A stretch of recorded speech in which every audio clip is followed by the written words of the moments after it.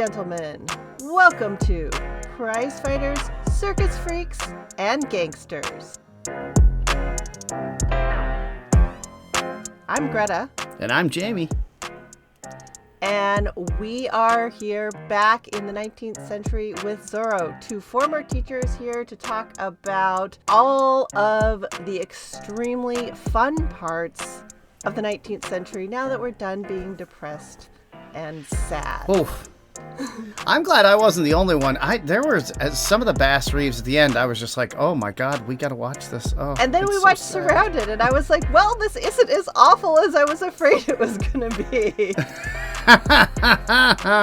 Oh, it's nice to have some uplifting, fun stuff going on. And then we get trick writing, and we get...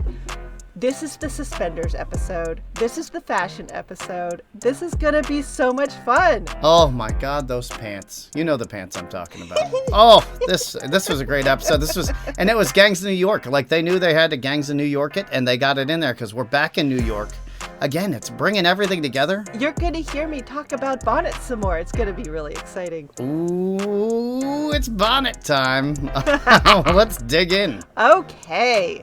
So what do we start with? We start with bodies. There's more bodies. Oh no, more bodies. Yes. Well, we are. So now it's Zorro's being saved, and so we knew that it was going to be Na Ling who was coming to his rescue. Yes, Na Ling. She's back, and Na Ling. Yes, yeah. I'm so used to Warrior has it in my head, so I keep putting Ling at the end of everything. Plus, I'm watching so much Korean TV. Well, and I started off calling her Non-Lin, so you know we have two separate characters here. It's perfect. There we go. We're getting there. We do so much of this, and this is your second podcast, and this is the thing I do on the side from my main thing. So we're doing the best we can. Exactly. And hey, if you can't do a review podcast without messing up some names, what are you even doing here? Honestly. Oh, is that a common thing? I can tell you I've never listened to one. Well, having my own little, I enjoy Star Trek. Don't come at me about it. My favorite one. They are so bad about names, and you know what? They're bad. We got lines here. This is we're totally sidetracked, but because Mel's been home with me for the last couple of months, I'm the sole breadwinner now. I've randomly thrown on a couple of movies just to break up the documentaries, and we threw on two different Star Trek movies, the Borg one and some other one. And I think the Borg one is good because it gave us the Chronicles of Riddick. I don't think we would have had the Chronicles of Riddick and the Necromongers without the Borg. Fair enough. But other than that, I cannot recommend a single one. We might have watched three of them too. Even Wrath of Khan was good. Yeah, in its own way. Even as somebody who just really enjoys Star Trek, I freely admit their movies are not good as a rule. Oh, okay. So it's the TV shows you're really into. Oh, yeah. It's sort of like making a movie and making a TV show.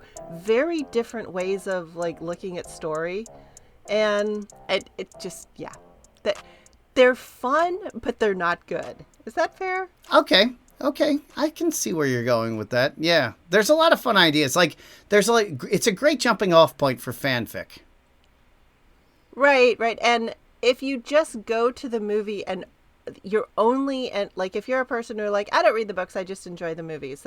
That's a totally fun way to take in a certain kind of media. So if you're I don't really know anything about Star Trek, but I just go see the movies. I'm like, what are you doing? Well, you figure it's like Star Wars, so you just go to the movies. But we don't, and so then we hear the bickering between fans of the different Star Trek movie or TV shows. Get a life. Yeah. Oh, so you like all of them? You're not wedded to one or the other? I'm an adventure story is an adventure story, and that's what I'm here for. And they're two distinct universes for adventures. One's a Western, one's a police procedural kind of. Oh, yeah. They are governmental procedural, really. Yeah. It's really bureaucratic. Yeah, it's kind of like they're an NGO and they're just traveling around and sometimes they have to defend themselves. But usually it's just doing NGO stuff, filling out paperwork, and yeah. Yep. But sometimes I need a break from that kind of adventure story, and let's get to the swashbuckling adventure Let's story. buckle the swashes. Zorro. Yes. Yes. Zorro. I'm getting there. I'm working on it. And so, yes, we know that Nalin, she's taken no prisoners, and Ramirez is sort of like the first prisoner we see her not take. Well, we come to find out that everybody dies. When Nalin shows up, she's killing everybody. And to that effect, we're going to have a Zorro off, you know? Yeah, what I did not expect was, so Nalin frees Zorro only to stab Diego. She stabs him. And she kind of revels in she it. was, and he didn't do anything to her, but she's got this beef with him because she's got the job she wanted, which is weird. I've never wanted a job like that. Can you imagine? Yeah, she's got a chip on both shoulders, man. But yeah, she's like, yeah, I'm letting you go. I'm going to lecture you some, and then I'm going to stab you with the appropriately handled, like, staghorn knife there. But, ew, she enjoyed that way too much. Yeah. I guess How to Win Friends and whatever, that Carnegie book had not come out yet. Or maybe hadn't gotten to where she was, because she's not winning friends here. This is not a Hearts and Minds campaign. This is really more of a, I'm going to slaughter everyone, and well, anybody who's left after that, they better like me, or else they can join the people who are in the ground. So, yeah, this is the kind of person like Ramirez who collects henchmen. Yes. She has henches. She doesn't have fans. Yes, yeah. On Friday nights, she's definitely out hedging. Oh, and just the costuming detail, she doesn't have boots. She has like the leg wraps over her shoes. I was like, that was awesome. Like, rich boy Spanish dude has sweet boots, but you know, she's the native kind of slapping this together from what she's got around. No boots. Loved that detail. I wasn't sure if, so in Argentina, gauchos at this time, the way that they'd make their boots, do you know how they'd make them? It was crazy. What? They would just take cowhide, wet, slap it on their legs inside out, and let it dry. Custom fit, I guess? Yeah, they just like tie it on and let it dry, and then once it's dried and hard, that's their boot. Okay. I mean, that sounds almost exactly like a lot of early Mongolian sort of clothes making as well. Oh, really? You know, just take the hide and wrap it around you and... Yeah, good enough. Hell, and plus it's insulated on the inside. I guess then those were the first Uggs. Gauchos in Argentina. Ooh. But I wasn't sure if that had gotten up to Texas, and I guess probably it hadn't. But this isn't about Texas. This is about California. And yet, somehow, we're in a different town. Well, I mean, that is... So, I'm thinking of, like, all of Azteca as one place. So, I don't think the Incas and the Aztecs really had any kind of significant contact, did they? There were too many mountain ranges in the way. I feel like they sort of existed at different times. Then you also think, like, the Incas were on one side of the Andes and the Aztecs were on the other side of the Andes. That's what... I'm just saying the people of those regions didn't really have contact with each other because, like you said, the mountain ranges were really like I'm in the sure way. they totally had people trading back and forth, but no, there was like no major like fighting or coordination. No. You wouldn't have anybody cowboying their way up and down the Americas to spread this gaucho method of wearing boots. So nobody's cowboying their way up there because they, especially before horses, you weren't riding a llama. No, llamas notoriously not into being people transport. Okay. But they do make a good coat. After all of this has gone on, suddenly we're somewhere else. And it's red, white, and blue. And so immediately I'm like, wait, what? Why is there red, white, and blue? What's going on? And now we have like a gunfight? Oh wait, but Mai swoops in and saves Z. I sidetracked us so terribly. Whoops. Mai saved yes. Z. Or May. May say I write her name Mai, and because there's no way that she spelled her name M-A-Y. So I'm just like, No, it's M-A-E? M-E-I. Oh, M-E-I. My God, my brain's just not working. I use the closed captions because I'm a cheater. I'm a lazy cheater. Oh, and I keep writing it down, so I'm saying her name wrong. But hey, it wouldn't be a review show if you weren't mispronouncing a name. So May comes and saves Z, and because she. That's right. Yeah, turnabout is fair play. Yes, because after the big stabbing, she flips him over the horse and is like, "Take you home to Bernardo, Bernardo fix everything." Yes, because that man can do all. And then when she gets to Bernardo, we get to see the kitchen. Get to see a 19th century Mexican kitchen. That was such a good kitchen because it was a table and shelves and there's jars and bottles and dried things and baskets and boxes, and it was awesome.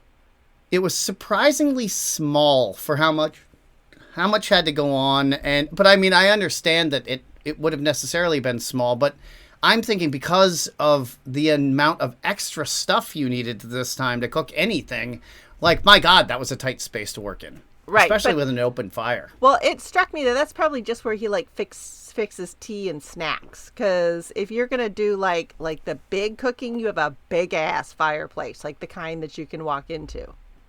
That would probably be outside, wouldn't it? Because it's so hot in Mexico? I think it would depend. I mean, or like under a covering of some kind, those kind clay of outside? pot adobe ovens that you see people making into fireplaces and stuff, like those existed. People would build, like, for bread baking, the outdoor adobe ovens.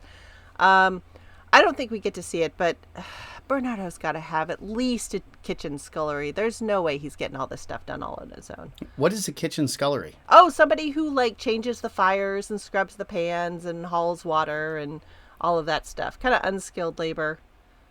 Oh, okay. And the scullery that's the person? Yes. That's a title? Yes. Okay. Yes. Boy, that's a terrible sounding title. That sounds like the worst title a person could have. I still think chambermaid in its original form was the worst thing, because that's the person who took care of the chamber pots, which was indoor toilets for rich folks. But yeah, you're wiping a rich person's ass, and yeah, that sucks. That's a bad stop right there. so scullery is like second terrible. Yeah. Well, at least by name, it sounds horrible. Like that sounds like the name. That sounds like the name of the job that Henry VIII's leg attendant would have had. You know, the guy who's handling that leg you could smell 3 rooms away. Yeah. No, but yeah, elbow grease urchin is definitely scullery. Gotcha. Yeah, that sounds about right. You're definitely scrubbing if you're doing scullery as a job. Yes. It's in the name. Yes. Yeah, and so, but we get the idea that Bernardo is like super handy with all things sort of culinary, which in the 19th century meant he was probably a badass when it came to sort of home health care, which we discover he is. He's basically the wife. Like, he really is the super wife. Yes. He's super. He is. Wow. Oh, and because misogyny. He's a super wife because he's a deaf mute, too. So most men would say that's the ultimate wife. Yeah. Boy. Yep. Wow. Yep. Early 20th century male authors, they had some ideas. Wouldn't it be nice if I had like a wife, but less annoying? I know. Yeah. I'll make it a dude who can't. And then it's a guy, but like he can't talk when it gets awkward when we have to, sometimes you get lonely. So see, I still think there's still this implication of just like he's an appliance. So that wouldn't have even crossed Diego's mind. Really? Yeah. Like he's an appliance? Yeah, like, here, go fix me dinner. Here, fix up my stomach. Like, you know how people get attached to their Roombas and stuff, but not in a sexual way, because, like...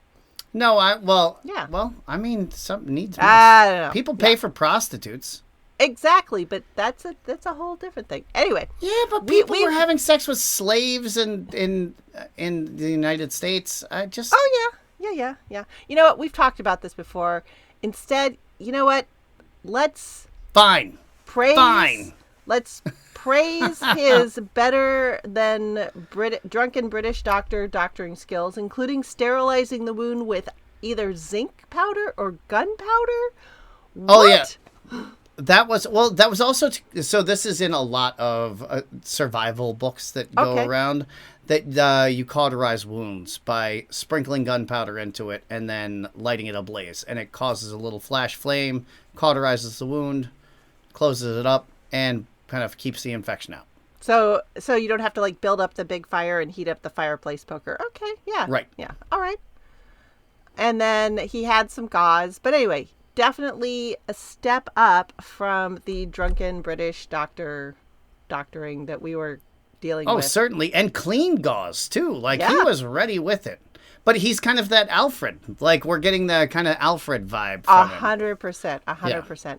So we have to talk real quick about that little, like, page from a different comic book that got shoved into this for a second, where all of a sudden we're somewhere where there's red, white, and blue bunting, which makes me go, wait, what the fuck is going on here? And they have the gunfight, and it's kind of cool because everybody's only got 1 or 2 shots, and so, like, they have to kind of be careful with it. And they catch the guy, like, trying to load his pistol as this, like, bad guy. And there's a misfire, too, which is really fun. Because, like you've brought up before, that is such a different aspect. There's really it's an element of chance. It's almost like you're rolling roulette. Yes. It's really like a D&D game or something like that. Oh, shit. Your gun rolled a 2. It just exploded your hand. Exactly. It doesn't happen in life now, but that's it's something you never think about. And so the one guy, he's fumbling to reload his gun while the other guy's advancing on him. But again, it's just something you would think he'd just like drop the gun and fight. But no, he's like frantically trying to reload because he expects the other guy to be doing the same thing at the same time. But the bad guy who like shot the first guy, he's like, okay, I gotta save my second shot, and so he's like, he like pulls the tray, and he's throwing crap at people and just Meanwhile, we have no idea who this man is. We just are pretty sure we're pretty sure he's in the United States because there's a lot of red, white, and blue, even though it's a French blue and not an American blue. Well, at this point, it's all indigo, so nobody had really kind of decided like what American blue was. Like if it was blue, it was indigo, and depending on how good your local dyer was at making blue, it's going to be lots of shades of blue. See, I'm just trying to infer where it's from by the color of the flag because I'm a flag nerd like that. Yeah. Is there which blue is it? Yeah.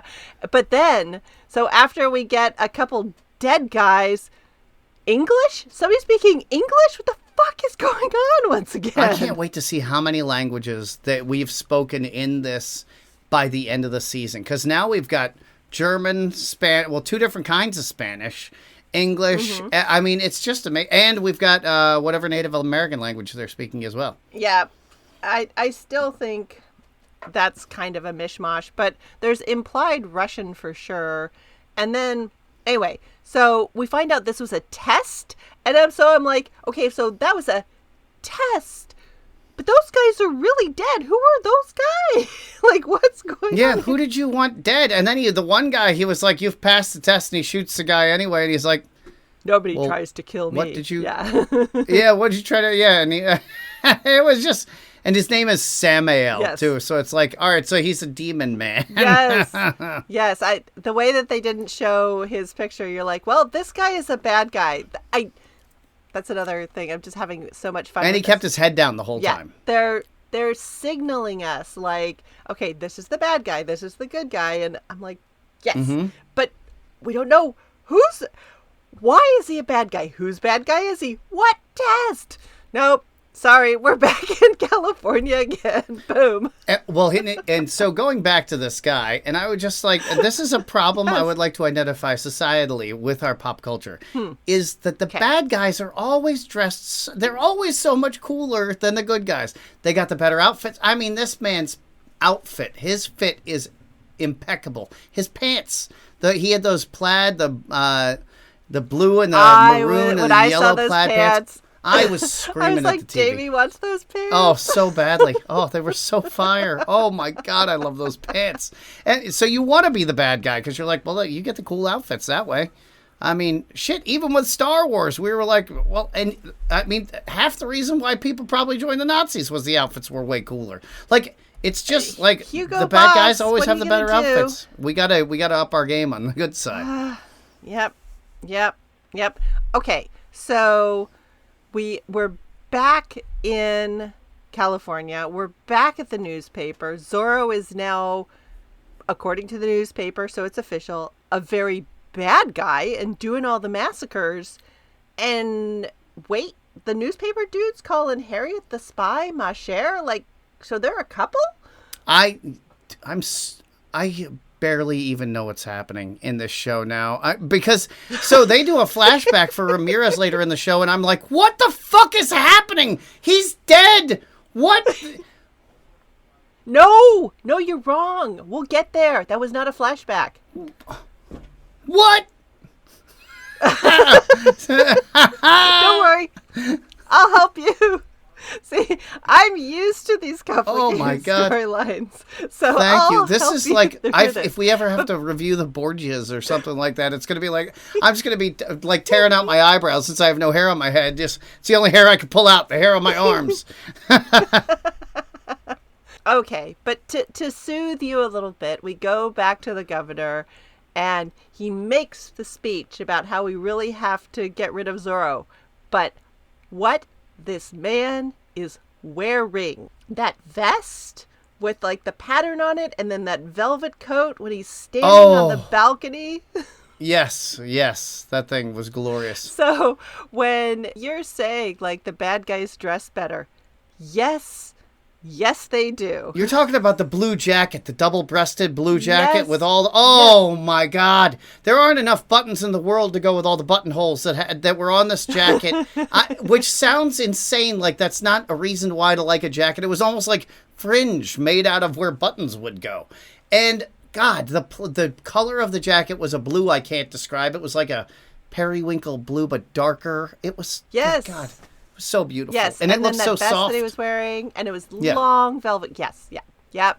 So if you're gonna make a balcony speech about taking out the mysterious bandit who is terrorizing the peasantry or the rich people anyway, gotta take notes from this guy on how to dress for it. Oh, yes. Well, that was the, we can't have these vigilantes running amok, which is absolutely true. Vigilantes are anti-civilization. Yes.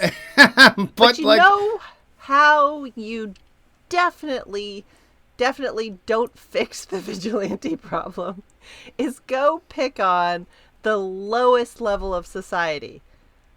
yeah, just go burn down a whole town for no reason. That'll solve the problem with these vigilantes. And Monasterio is like the captain. He's not into this. He's like, dude, like I'll burn an Indian village. Like, cool. But you do realize how much harder this is gonna make my fucking job on a daily basis. and he's like, and also like, I would like to have a reason to burn a village. Right. Any reason at all. And these people have done nothing whatsoever. So it would be great if we could just leave them alone and actually go find Zorro. And the governor's like, nope, we're just going to go ahead and burn this village. And that's how you're going to find Zorro. And the captain's like, God damn it. Okay, I guess I got to do this then. I was almost waiting for the governor to go, look, do you want to get married to Lolita or not? Because this will get Zorro out of the woodwork as fast as possible. Yeah, I couldn't believe he said that to him. I couldn't believe that he didn't just stab the governor in the chest with his sword at that point and just be like, huh, you see that? He was coming right at me. And then he fell on my sword. It was weird. And let's move on. Yeah. Weird.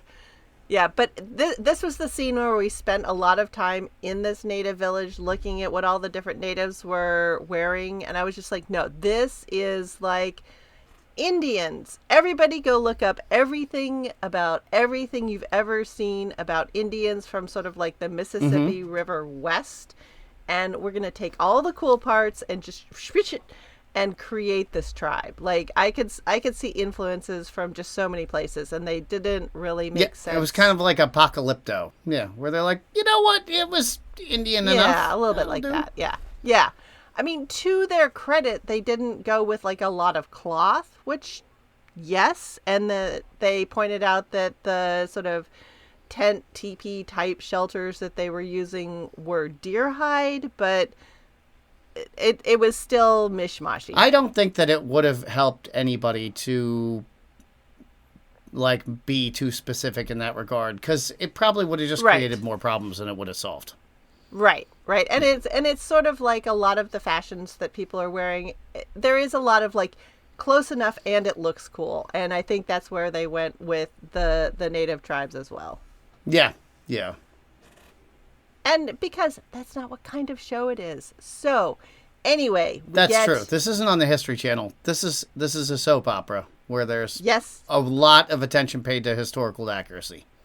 And because it is a soap opera, as you have so correctly said, we get the hospital bed scene. But because it's the 19th century and you're a rich dude, the hospital is your house. And you have these nice embroidered and lace sheets, which makes me think Bernardo's got to have somebody in doing the laundry too. He doesn't have time to make the sheets look that nice. This man is a jack of all trades. Don't you disparage his skills. He'll sleep when he's dead, damn it. And we all have some idiot friend who says that all the time. And yeah, he could be that guy. But yes, he's definitely convalescing after he got dragged home on the horse and got stitched back together. Anyway, I had to point out that if you're rich, your hospital is your house. You're not going to a hospital. That's bad news. No, you go there to die. Yeah. And especially not when you have a Bernardo. Yeah, but especially not unless you're dying. Unless you have no option but to go to the hospital. That's when you go to the hospital, and that's where you die. Yep, that's true. So we get the governor, and he's being shaved by just, whoever his flunky servant shaving kid is. And they're, we're talking about how difficult it is to be in charge when you go out and attack annoying people, and that poor kid zings the governor in the chin, and even though it was the governor who moved, I'm like, well, that kid's headed for the mines. Who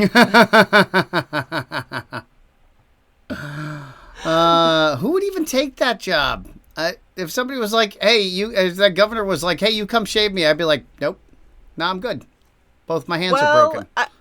Again, maybe you're the kid of the woman who, has a pretty sweet job in the governor's mansion. And so, if you say no, your mom will lose her good job. Oh, yeah, because Ramirez will kill everybody who says no to him. Wow, that's terrible. Then, again, why don't they just kill these people? It just makes no sense. Why you'd work for a ruthless person and risk your life every day. There's a lot of psychology there that we don't know, but is not important for how the show goes down. Yeah, I suppose so. Not for a soap opera. We got to get to the romance. Yes. Also, how about this multilingual house? Because now we've got May in the house, and so she speaks mainly Chinese. Yeah, and then then we've got a deaf mute, and we've got a man who speaks Spanish, and they're all making it work. Yep. She is so grateful, and at this point, she doesn't feel like she can go home, and then she doesn't really have anywhere else to go. So, you know what? She'll take a little bit off of Bernardo's plate and do the cooking. And it goes back to what the priest said in the last episode. You have to teach people how to be free. And she's never had the ability to choose her own path in life. She wouldn't even know how to go about it. So she needs a place to stay because she has no agency at all in the world, right? Well, right. And where is just a sort of loose, single Chinese female person gonna find work in this part of the world at this time and place? Yeah, a brothel. It's not. Yeah. So that's when she's like, can I work here? And they're like, yeah, we need a housekeeper, so why not? Yep. And so the revenge continues, and Monasterio and the priest are just like, I don't need this. Do you need this? I also do not need this. Yeah, because now at this point the natives are just killing people all over the place. There's dead soldiers falling through the doors of the church. like shot full of arrows. And because now the natives are raiding like food shipments and things like that so that they can feed the people. Oh, it's a revenge montage. Yes, it is. And it was cool. And so we're about to get to the trick writing, which is so exciting. Oh, yes. But before we get to that really super cool thing, we end up at the fort where Nightcrow had been taken prisoner, and the natives had gone in there and just taken apart that fort. And they really had fun, the director or the cinematographer, playing around with the sun behind Monasterio's head. That was just like a little fun flourish. Oh, there. he had a good time with the lens flares, with this and with the near kiss. So the governor is just like, it's time to get up a posse, and Diego's like, you gotta stop vengeance, Zorro, and Bernardo's like, dude, stay down. Yeah. You're like, you've been stabbed in the chest. Super. And this is the 19th century. In the belly. He's been functionally gut shot, for God's sake. Did she get him low? I thought it was like she got him in the ribs, kind of under his heart kind of deal. It's real unclear. Like, it's sort of like where they show it on his belly and then like where he's bleeding on his shirt. I don't think it's important. It clearly wasn't fatal because he made it through, and yes. It was a deep puncture in his torso in the 19th century, and he survived because apparently God is good. Because he's Zorro. He's Zorro. He's Batman. He's got plot armor. He just does, and I don't care because it's fun. But then we see those bear pins again, and I was like, dude, what is up with these bears? But he is. I knew you were gonna be like, goddamn bear pins again. What is this, Lost? Right? And then there's guys in hoods with numbers on their head, and they are up to no all the good, none of the bad. They're terrible. They don't just have numbers on their heads. They have numbers on their heads in Roman numerals, but not just Roman numerals, death metal Roman numerals. So they're like in very cool, well-stitched, like death metal slashes. It's the craziest thing you ever saw. It's like supposed to look all jaggedy, but every single one is the same, so clearly it was done with precision. Yeah, and it's really nicely done. They look badass. Like, some Mexican death metal band better have these hoods to wear on stage at some point. Oh, it was so...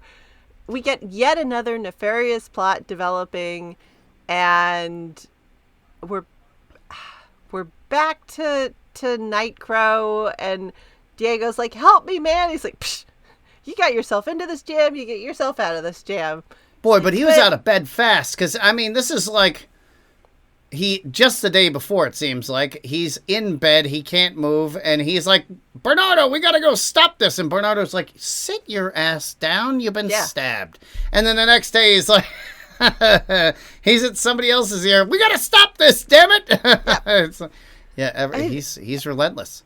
He's a go-getter. And so, that's all But going how on. the hell couldn't he pass fucking spy school? Like, he has become like a Mexican superhero, but he couldn't get through Spanish spy school. If there's one thing we know about Diego, and it sort of seemed to be what got him in spy school, he's a little impetuous. Ah, yes. But he rises to the occasion. He always rises to the occasion. And an occasion for which he will need to arise is on its way to happening, because Lolita is out there doing some shopping, and the car got a flat, and so she's out there changing a tire. Boy, the double entendres that could be pulled out of his rise that is spawned by Lolita. He's going to have to rise to the occasion because Lolita's out shopping, and she is gorgeous. Yes. Like I said, changing the tire, and of course, that's when the raiders show up. And does she sit around and get captured? No, Lolita does not sit around and get captured. No, she starts shooting people. And she shoots 2 to her dad's 1. Well, no. Oh wait, no. This is she sees them going to go raid Zorro or Diego, and she's like, "Dad, we gotta go save Diego." And so no. This is when she's changing the tire. The raiders show up. She grabs the horse and she rides home. And she's like, "Papa, the raiders are here." And he's like, "Great, you escaped. That's wonderful. Now go inside where it's safe." And she's like, "Oh, get bent." Yeah. I'm the best shot here. We're going to save Diego. And then there's that cute little exchange where she's like, "I'm not going inside. No fair." He's like, "Wait, don't you hate Zorro or something?" And she's like, "Well, I don't want him dead." And of course, yes, it's a trap. It's totally a trap. We go out there. We go to like attract the raiders. We go to save Zorro. And yeah. This is where Lolita is just shooting up the world. Yes. So she shoots a guy who's trying to get into the back of the wagon, and then we see Zorro turn around. She hears the shot, evil Zorro, Nalin, and she hits the driver of the carriage with a Parthian shot. So she turns in the saddle, goes off the side of the saddle. This is an old Scythian. This is like ancient. This is the way that the world was conquered by the Huns, is this shot. And I'd never actually seen it in real life, so it was very cool to see. We had a Parthian shot in this show. So my question is, was this sort of made way cooler for TV, where she's like actually like sort of, she goes down and she's sitting in the stirrup, she's like off the saddle? Because I thought the whole thing is like, she has a pretty long bow, not like an English 5 foot tall long bow, but I know the Parthians had like shorter bows on the bottom so they could shoot from horses better. So I thought they just like were able to just like twist around and make the shot. They could turn and make a shot, but like they're very famous for doing trick shots and stuff, like hanging out of the saddle and doing shots and stuff. Yeah, it's like a sport among the Mongolians and the Kazakhs and stuff like that. So it's something you never get to see. So it was really neat. That was something I'd never seen, and I'm like, I don't care how historically accurate that is. That just looked really cool. Well, the Comanches were really good at shots like that, too. I think they invented their own style independently, so that might have been a Comanche shot. But whenever I see somebody shoot backwards on a horse, because that blew the minds of the Europeans. When they saw somebody shoot a bow and arrow backwards on a horse, it broke everybody's minds. So. Right, because they'd sort of ride their horses up and then they'd go, "Charge!" And they're like, "Great, charge!" And as they were riding away, they'd get them with the caltrops out of the back of the car. Exactly, Spy Hunter style. So, very fun thing. Yes, it's a trap. Don't care.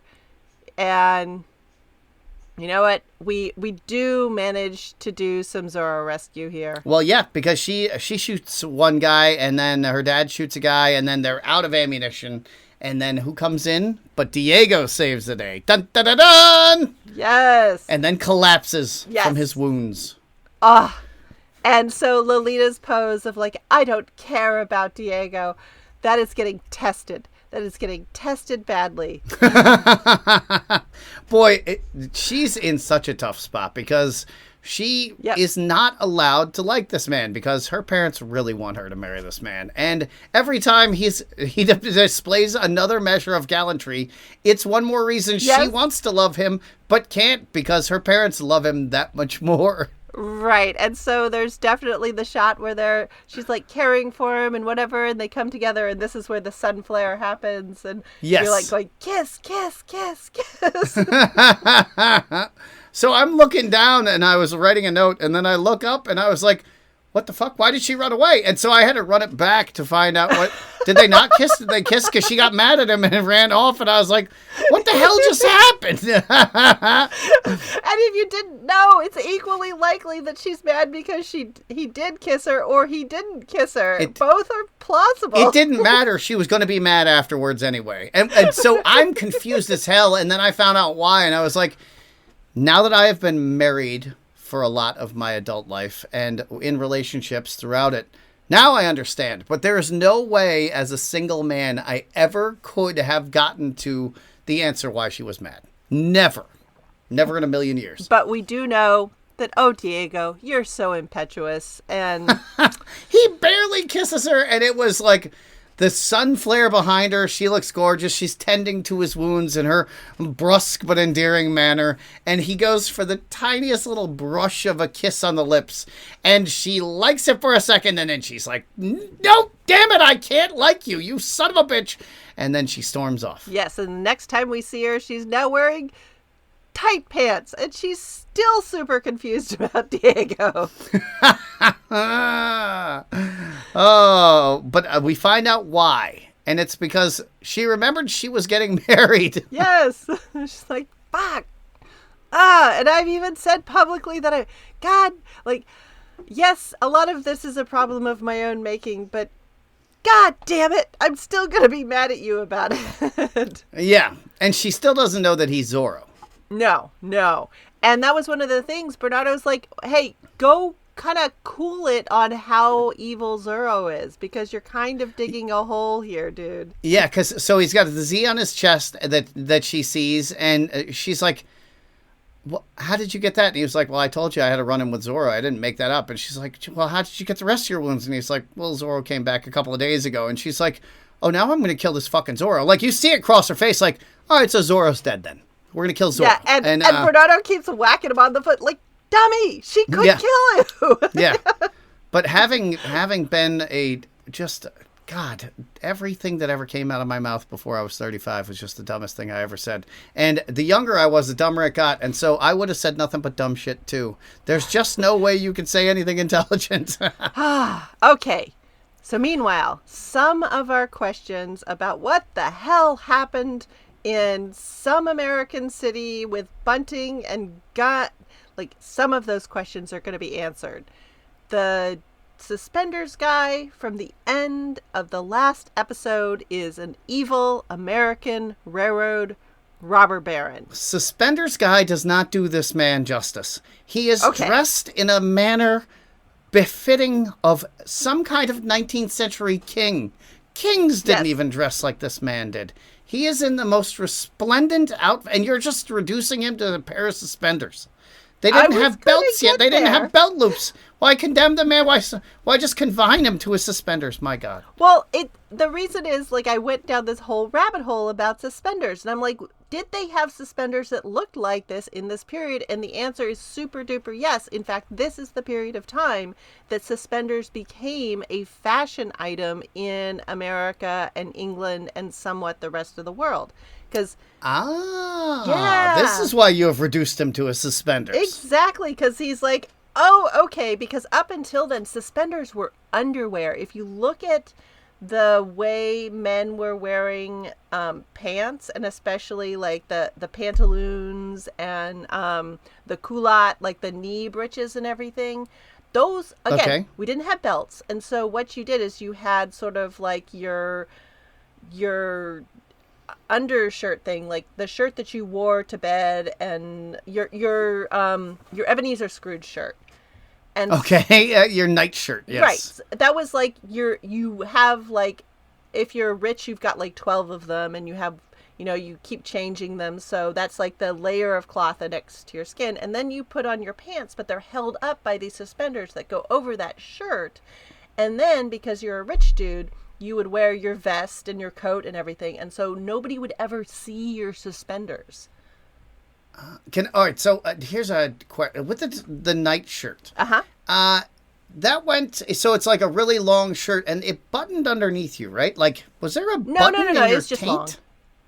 Oh, okay. Because I was that button in your taint. Oh, that's what I'm trying to. No. It wasn't like the bodysuits that they're doing to women again, that they did to women in the 80s and no. It was just super duper long. I think that's women doing that to women at this point. I don't think it's men enforcing I don't know. But if you think about sort of the Indian kurta, the long shirt that they wear. Mm-hmm. Yeah. It was a lot like that. Okay, gotcha. In that it was just this multi-purpose garments. And so that, again, if you look at men's pants, up until Bro Baumel comes along and gets everybody wearing trousers and we get to the belt, they're all like really baggy, so they have room for like all that extra shirt in there. Okay, and so just to remind everybody, Brommel was an 18th century. No, he was 19th okay. century. He is now.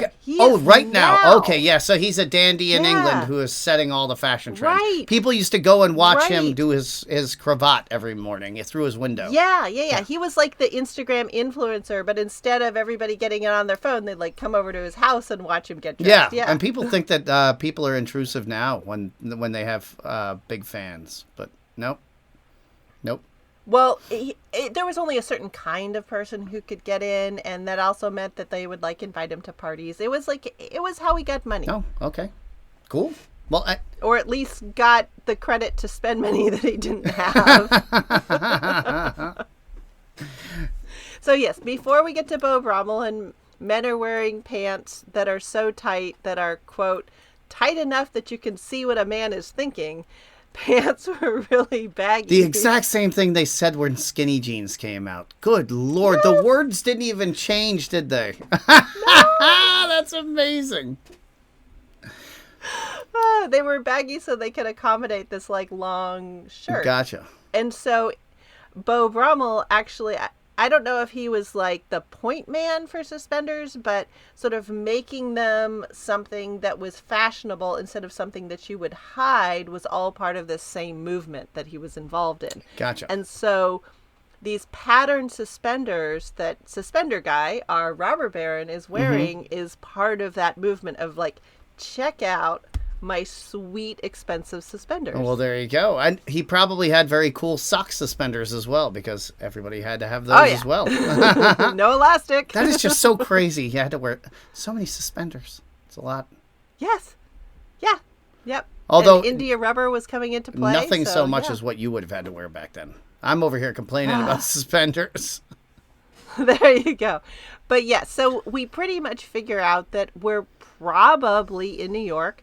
That's the impression we're getting. And because he tells the guy, you'll have to take the boat and cross overland into Panama, which we've talked about. Mm-hmm. Absolutely. And he looks at the guy and he goes, you ever been to Panama? And he goes, does it matter? And do you remember what the guy's response was? Well, no, I just have written down like what he says when do you speak Spanish? Oh, did he? I didn't even remember that one. Did he? Does he? Yeah, and he's like, since I was a boy, and he said, and he says it in Spanish to the guy who's talking to him in English. Oh, gotcha. Because I was still laughing about him saying, does it matter? And the guy goes, it will eventually. So for anybody who doesn't know, the overland trip in Panama at this time, because there was no Panama Canal, you were traveling through the jungle. So you were probably losing, 1 in 5 people to malaria at least. Something like that. Jaguars, landslides. Yeah. Yeah. This was not an easy trip. You were getting off a nice ship and then lugging your shit through the muddy ass jungle. Oh yeah. And there were people who, like, as they were building, because for a while they eventually built a railroad before they built the canal, but as they were building the railroad, you had to you were going in canoes along a river and spending the night in the middle of fucking nowhere in these hotels that people had set up purposefully for this journey, and they would price gouge the ever living fuck out of you. Because it's that or you are out in the jungle getting eaten by a jaguar. Yep. And this was such a difficult thing. It took multiple efforts and all of the engineering minds that England and France and a bunch of other places could produce. And multiple efforts. There's lots of documentaries on the Panama Canal if you guys are ever feeling nerdy enough to learn about them. But my God, what an insanely difficult thing. And now the thing's not even big enough to take the container ships that they got. So no, and now that because of climate change, they're having problems with droughts, and so they're having trouble getting enough water into the lakes that do the lock system. Which is also crazy that they were wasting fresh water, an insane amount of fresh water for the region on moving ships through the canal. So they're just dumping all of this potable water into the ocean. Yep. There you go. But that's not even the end of the coolness of this. We go outside and he gets in the carriage, and this is just my little bonnet moment. The head coverings that they have on the people who are the American women are so different from what's going down in California. I was just like, clap, clap, clap, applause, applause, applause. Like, they are so much more covered up in these American style bonnets. Oh, I'm so glad for your blood pressure that it wasn't, because you would have just stroked out if we had had one more bonnet incident, I feel like. No. We get into the carriage and we find out the entire purpose, kind of what's going on here. And it's a gun prototype. That was the test. Like, could this man be murderously efficient with these terrible flintlocks that we got, and then because we're going to bestow upon him the prototype for Colt 45. Yes. I was just like, what is going on here? This is a prototype. And then, like, I just kind of like lost my shit. I was so confused and impressed at the same time. And just, like, the way they had the guys dressed as American gangsters versus the Spanish clothing that they have them wearing down in California, I was just like, okay, I was impressed, like you. I'm like, yeah, I was impressed with the costume department at Warrior, but holy crap, these guys are killing it. It's just, like, how big is my wardrobe budget going to grow to? Like, you mentioned the what is it called? A kufti? The long Indian shirt. My wife and I, kurta, yeah. My wife and I both love like that whole vibe and the Indian style and all the fabrics and everything. But I just don't feel like I could pull that shirt off. It's just I would go with a shorter one because the longer one's just it would. I feel like I would be that white guy who's always wearing his karate outfit out on the street. You know what I mean? Yeah. We are definitely at a point where there's like a very delicate balance of how to pull that off. For sure. But yeah, so now we've got a dude with a revolver and he looks like this is the best day of his life. I just got the best handgun in the world. Yes.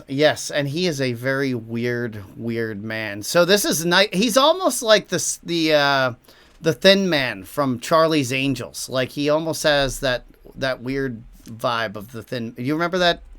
Did you ever see those films? That was something that didn't really cross my, like, I don't know, Charlie's Angels. I never, like, I was aware of it, but no, I don't know. Crispin Glover, he's a very strange man, and so he's extra strange in that movie. Apparently he didn't get along with the actresses, so he wouldn't say any of his lines, so they just called him the Thin Man, and he was just weird as hell the whole time. And this guy kind of has that vibe, like a little bit oily and weird and dangerous. So now that my brain is spinning, we come back to Zorro confronting the governor, and it takes a while for my head to like click back into the storyline because now we've got the governor wearing cool ass suspenders because he's at home and he's got his vest off and everything. But I was like, this is the suspenders episode. And he has these I can't believe I didn't notice these suspenders. I was off on all different stuff. So it's this is why we're the best team.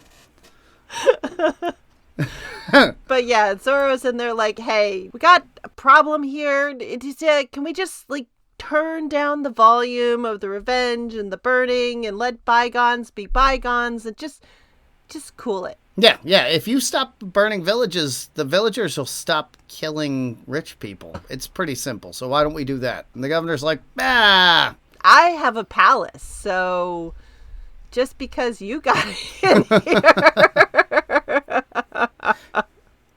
And then he's like, slashes him and slashes his shirt open, and he's like, all right, so I really wasn't giving you a choice. I was telling you. I was just trying to, frame it as something you could do as your own free will. But here's what's going to happen. Yeah. You're going to do what I just said, or I'm going to kill you. And then, so it's going to be that. And I'll see you later. Yeah. And then he fucked right off to go fight evil Zorro. Right. And so I thought this was a fun thing that you don't normally see in this kind of adventure flick. So Zorro and Nightcrow get together and they look at maps and they have this information. They're like, okay, this is where bad Zorro has to be. This is where Nalin has to be. But then we go to Monasterio and he's like, dude, I went to army school too. I have the same information as you. I can figure out the same thing as well. So they're not painting Monasterio as a dum-dum. No, and they're all using this newfangled thing called scientific reasoning to deduce where their enemies are going to be and how to get through life. And this is something that was a very brand new concept, and like something that was... Yes, it was. It really, like, it seems so obvious to us now, but like the scientific method was only just coming into existence now. Yeah, the whole idea of like taking two things that are the same and you only do something to one of them and then check what happens to that. That was weird and new. Like, why would you make two of something that you don't need? That's wasteful or strange or something. And it was a big thing that everybody talked about. So when they're doing all these like house parties and everything, and people are going to what they call them, salons, right? Yes, yeah. That was a big thing for people to sit down and talk about the scientific news of the day. And the scientific news of the day was really more like National Enquirer meets National Geographic, right? Right. Oh, 100%. I mean, because you've got steamships and steam trains, and so people are able to sort of like get around, and we've got photography, and we've got just better ways of recording stuff. People are able to like bring stuff back, and the world has just exploded in how big it is. And you have, and because you have pulp paper, books are cheaper, and so now people are like printing up books, and some of them are travel logs, but also some of them are just made up stories written as travel logs, and you sometimes can't really tell the difference. Exactly like the early internet. Oh my God, that's crazy. Yeah. It's exactly the same. That's where we get these myths about Thomas Jefferson saying the tree of liberty has to be refreshed by blood every so often, and all that crazy shit. It's all just the internet's lies from the early internet, just getting repeated over and over. And those early books did the same thing. So people would have all these weird ass ideas about foreign cultures because of these travelogues that said they were one-eyed monsters or whatever. Right, because then they're like, it's in a book. It was written down. And so you think about the journalistic standards that are getting trashed now, a lot of those were developed in response to just anybody getting anything printed. It's going to be a very interesting thing to see how the next vetting process goes about, because it's going to be, it'll have to be crowdsourced. It'll be fun. We live in a very fun time. It's gonna take a minute for that to get worked out. But we, both the good guys and the sort of good guys, all head for the cliff dwellings where Nalin, Bad Zorro, and her henches are all holed up. And we get the because showdown. the captain has said he's no longer going to just go burn villages indiscriminately, because that's not how things are done. He's going to take a select band of people and go find Zorro and capture him and bring him back. Right. And so he's located Zorro. Zorro's located the evil Zorro, and so they're all going to meet in this one spot. And so there's a battle. And clearly they were watching Warrior 2, because how do we have the Zorro v. Zorro showdown? Circle of fire! How else would you do it? I don't know. And it was my favorite thing, because they're like sort of facing each other down, and then Diego Zorro goes, all right, lucha, fight. But they're both giving you the opportunity, like, all right, so you surrender. No, you surrender. No, you surrender. Well, we'll fight a little bit first, and then we'll figure out surrendering later. Yes, but, you think about the luchadores, those wrestlers with, like, the cool spangly masks, and so that was my reference to the word lucha, and so when he pulls it out there, I was like, yeah, fight, fight, fight, fight, fight. We had no triple backflips off the top rope. No, but we did have like spear/staff versus sword, tomahawk, whips. I mean, I didn't think we needed any backflips off the top rope because we had all of the different weapon combinations. Oh, yeah. It was like Deadliest Warrior, where they did like Comanche versus Zorro. It was very fun. And yet, with this world that they've set up, like, all of this was plausible enough. Like, none of that ever bumped you, because, like, all of these combinations had appeared. It was just this very intense version of all of that. So I was just like, they did such a good job.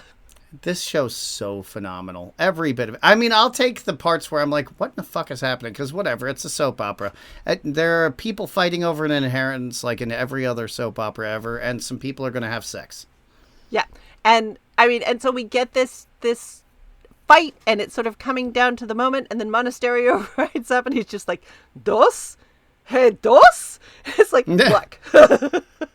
look, you're making me burn villages, and now there's 2 fucking Zorros. What?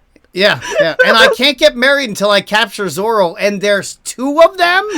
How is he the only one in the room who didn't realize when she said, we'll get married when you capture Zorro, she was saying, we'll never get married because there will always be a Zorro.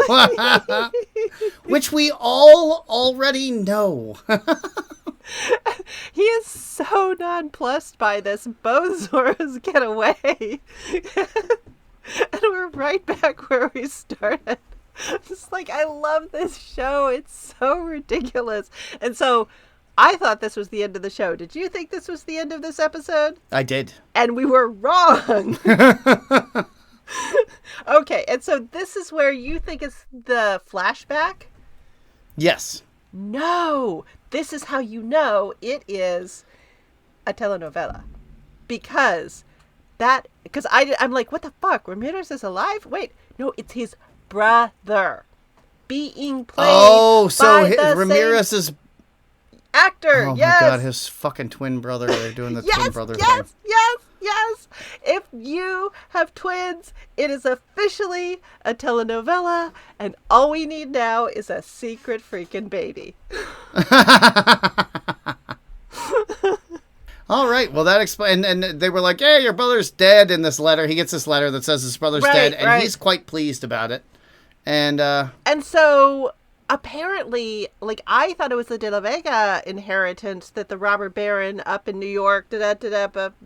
No, apparently it's like somehow he knew Ramirez was gonna be dead. Like, did he contract with? Like, how does he know? Because news is not traveling fast. Or maybe he was sending Samuel down there to kill the other Ramirez. So was the telegraph not up yet? No, the telegraph came up. But getting from New York to California. California. Yeah. Like, no, the telegraph doesn't happen until America gets California, and that's in 1848. Yeah, so it was, 3 or 4 years after this. Yeah. So at this point, they're using Pony Express. The best case scenario is telegraph to Missouri, and then you have some insane person ride a horse to death across the American Southwest. Or several horses. Of horses yeah, there you go. And lose money for the company the entire way. Oh, yes, they did. Yeah. No, I mean, the thing is, like, we have so much legend about the Pony Express, but it barely lasted a year, I think. Yeah. It was either just under a year or just over. I did a report on it in high school, and I've forgotten a lot about what I wrote because that was a while ago. And it turns out every time that civilization happened, they came up with a mail system. Literally every time. So we were not the people to invent it, tragically, but there was no fucking way we could have been. So... yeah. What you gonna do? American education. Oh boy. Well, we have got a lot going on here. Still don't know about the damn bears. They are cool Lolita pins, though. They're really cool cufflinks. I kind of want some bear cufflinks. If I am ever rich and we're going out to dinner, I'm definitely going to wear some to troll you. Just so you're like, Ma, why? so we've got, we've got all of these different things going on. We've got nothing solved. There's still 2 Zorros marauding. And we've only seen one cufflink too, right? Well, so there's a big pin, and then there's 2 little pins. Oh, okay. Because he was twirling around the big pin, and I was like, "Oh shit, are we missing a cufflink? Is that going to be a thing too?" But Yeah, no. He pulled you're already three on top of this. objects Okay. out of the safe deposit box way Okay, back before. gotcha. Yeah. And so, yeah, they clearly, I'm going to have to tune in next week to figure out what the hell is going on, because we have so many loose ends at this point. I'm going to lose track of them in a minute. Absolutely, and I'm going to learn about the history of revolvers because I'm curious now, and I'm also curious to the amount of chance for a misfire in a prototype of a revolver. I feel like would be high.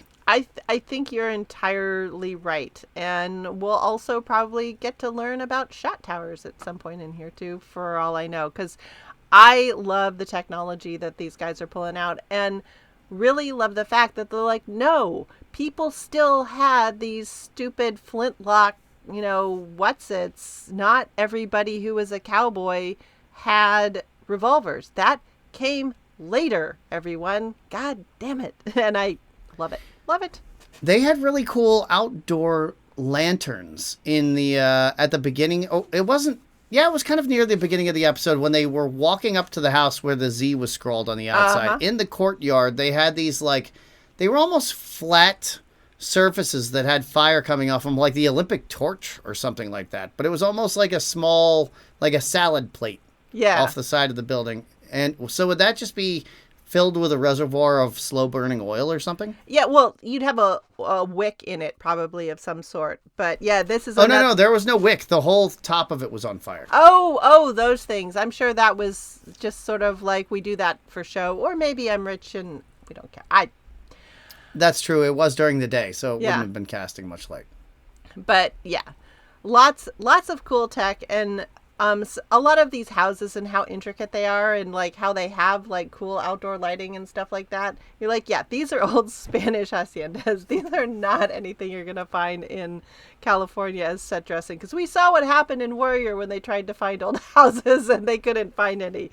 Whereas Spain's like, we got old houses. Just, we're good. We're going to use some great ones. And it's the exact same type of house. So, yeah, boy, that made it really, really easy. Like, you could go anywhere to even more like Morocco, and it's the same landscape, essentially, and the same architecture. I mean, there's obviously differences, but, I mean, if you didn't have a practiced eye, you would have a very similar looking landscape. Somewhat. The houses are going to be hella different, and it's a lot drier over in Morocco. Don't you end up with the daub, like the mud daub and kind of the adobe-looking kind of houses right? But they're in real Morocco? Different shapes, and okay. like because you think about Spain, and it has a lot of that like Roman villa influence, whereas in Morocco, you don't have that hanging around so much.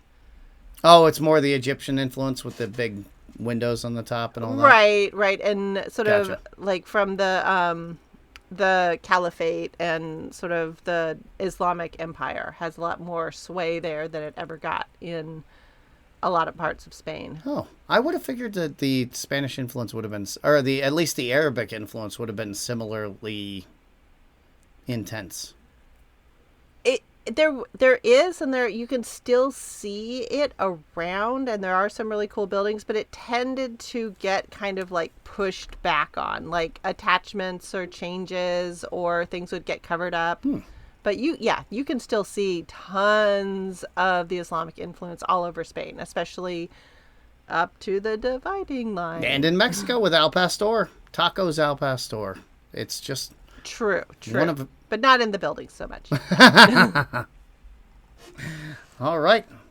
There you get a lot of Spanish ironwork. But anyway, okay, so next week we will be back and probably tie up half a loose end and get 3 more. Oh, but I don't care. I'm excited. I can't wait. I at least it resolved much of my confusion from the previous episode because Mel was sitting next to me and I was like, just so you know, I can't fill you in on what's going on because I don't really know. So Zorro is going to swash and buckle. Yes, he will. Okay, well, before we go, where can people find you on the internet? I am at Plague of Strength on Instagram, and I post every day something extremely awesome. Like today, I posted about Flavor Flav, who, while not an athlete, is the greatest proponent of women's athletics, possibly of all time. Like a male proponent of women's athletics, because he has really been promoting women's sports. And yes. He also is... And actually providing them with meaningful support. Not just like, hey, they're great, but like, hey, let's actually pay some of their rent and expenses and stuff. Yeah, that guy is... I was so flattered when you called me an ally, but that man is the, model ally, because today he posted about how none of the stuff that he did during the Olympics was really his initial idea. Like, he loves women's sports, and he's been a big proponent of them, but his... Loy Her, as he called her, is a woman who went to Harvard, and she's super brilliant. And so she was like, why don't we turn this into something? And so she's the one who organized the money and stuff, because he's not super rich, because for 6 years he was spending $2,600 a day on crack. So, ooh, yeah, that'll cut into it. Yeah, but he turned his whole life around. So he's done the whole hero's journey and faced all his demons, and now he's trailing off into the sunset, being the ultimate hero, just spreading kindness everywhere. And so I posted about him because that's something we could all stand to do. That is very cool. Well, I am not covering anything quite so heroic. I am now looking into the change in American cakes that happens in the early 20th century. The change in cakes? Do tell. Yeah. Okay. Frosting and leavening. Up until then, yeast-risen cakes and no frosting. Okay. So we are on our way to Duncan Hines. Before then, they were a lot more like sweetbreads, and you wouldn't put frosting on them, one, because what is not enough sugar, but also, well, you think kind of about like a donut? You go into these, sort of, but that would be fried, and those have leavening in them. No, you sort of think about Jewish bakeries, and they have the babkas and stuff like that. I know I've seen them, but I can't picture it. But it's basically like bread that has a lot of eggs and sugar in them, and so they'll have fruit, pound cake, or yeah, gotcha. Yeah, it can be pound cake too, but they're really uncommon, old style cakes that are based on yeast rising, pretty much don't exist in America anymore. Okay, basically. So because I was going to keep going, sweet cornbread, is that what we're talking about? I do love some sweet cornbread. Yeah, that's delicious too. But again, that's an American version of it. What we used to do back in Europe. Okay. We just got changed over here, and the old style cake for the better goes away, and this is when it goes away in the early 19th century. Okay, cool. So, and next thing you know, it's Duncan Hines. Interesting. So yeah. There's not even those horrible cakes that old people apparently eat at the holidays. With all the fruit in it? So fruit cakes? Yeah, no, those were around. But those used to be almost exclusively boiled and steamed puddings. And then when we got iron ovens, that's when we started making baked versions of them. So they were pudding. Yeah. But not pudding, chocolate pudding cup pudding. The old style. There's a lot of foods that we've forgotten about because we decided we made a better version. So what? All right. So what kind of? So what is old style pudding then? I know we're haggis. God help us all. I am so glad we were born when we were. This is just, we're blessed. Hashtag blessed. No, the original pudding, you look at that and you're like, that's a sausage, mate. That's not pudding. Yeah, I'm going over here all right, flourless chocolate cake. There we go. All right, cool. Hey, no. We're living the life. Nope. You wake up here every day and you're like, well, fuck it. I got to eat again. I wish I didn't, but I have to. Yeah. Got to put something in my stomach. Yeah. And it's going to make me sick. That was your day every day. Well, a lot of people were so hungry they didn't think about that. But anyway, if you want to hear or so chronically ill that they didn't care about further gastrointestinal there you distress. go. What's one more worm? You got just let them fight. I don't care. My dyspepsia cannot get further dyspepsia. But yes, I have a lot of episodes going on about old style cake, old style bread, old style, all of that, old style pudding. So that is what I am up to in The History of American Food, along with having me talk about old style chowder and casseroles on the todayfood.com website. But that's in my past. On to the future. Yes. Chowders and chowder. Chowder. Oh yeah, that is Chowder. That is so different now. Is that only a seafood soup? No. Is chowder just seafood? No. Is it just cream-based soup? Is that what chowder is? Sort of version 2, yes. Version 1, it was actually more like a casserole. Gee, all right. Well, hey, you know what? It's a good thing we have you here to translate. So it's like, no, when they say that, they actually mean this other entirely different thing. That sounds disgusting when it's described. Like, so if you just imagine food, imagine the opposite of that. And that's what you got. Yeah. That's why it's taking me so long to get through all of it. There's so Do you many sample different these recipes, by the way? A lot of them, no. Just because they're good kind for of you. impractical to cook.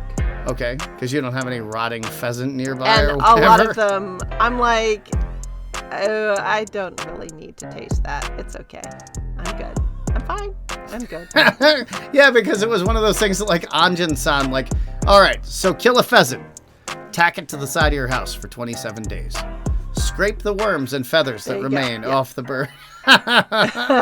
Is that kind of what we're looking at? For some of them, yeah, I don't need to be gutting birds in my own kitchen. I think that might violate my lease at this point. Oh, fun. All right, well, we're going to have to check that out so we can learn all about the gross culinary habits of the 19th century. Well, 19th century is when it gets better. So I mean, I love blood pudding, but if you're saying we're having dessert and it's cake, and then you give me blood pudding, no. I'd be Cake disappointed is in sweet you. bread. Cake is good. It's just very different. Cake is still Okay. cake. Don't worry. Okay. Yeah. Don't you worry. All right. All right. Okay. Until next week. We'll see you guys next week. Bye. You can always reach out to us by email at pcgpodcasters@gmail.com. And you can find more dope beats like this one from royalraven.com.